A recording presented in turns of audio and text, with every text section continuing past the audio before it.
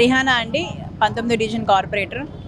ఈరోజు ధర్నా అనేది జగన్మోహన్ రెడ్డి గారి మీద మరి విపరీతమైన అబద్ధాల రాతలు ఏదైతే మరి ఆంధ్రజ్యోతి రాధాకృష్ణ గారు రాస్తూ ఉన్నారు.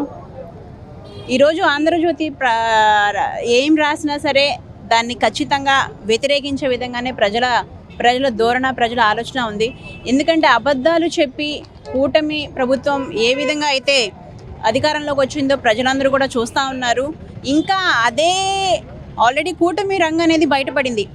ఆ కూటమి రంగుని పూసుకుంటూ ఆంధ్రజ్యోతి రాసే రాతల్ని ఈరోజు ఎవరు కూడా ఏకీభవించే దిశలో లేరు ప్రజలు.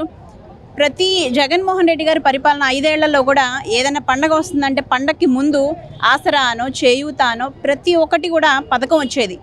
ఆ పథకం ద్వారా ప్రజలకి డైరెక్ట్గా నేరుగా డబ్బులు అనేది పట్టడం, ఆ డబ్బులతో ప్రజలు ఎంతో సంతోషంగా నిజంగానే పండగ చేసుకునే వాతావరణంలో ఈ 5 ఏళ్ళు కూడా నడిచింది. కానీ ఈరోజు ఏం జరుగుతుంది?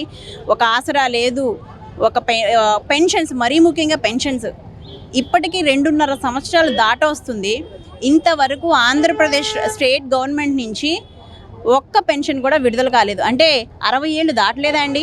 ఈ 3 సంవత్సరాల్లో ఏ ఒక్క వృద్ధుడు 60 ఏళ్ళు దాటలేదా? లేకపోతే 2.5 సంవత్సరాల నుంచి ప్రతి 6 నెలలకి జగన్మోహన్ రెడ్డి గారు ఒక్కొక్క డివిజన్లోనే 100 నుంచి 150 పెన్షన్లు, కొత్త పెన్షన్లు ఇచ్చేవాళ్ళు. మరి ఈ 2.5 సంవత్సరాల్లో ఎందుకు పెన్షనర్స్ లేరా?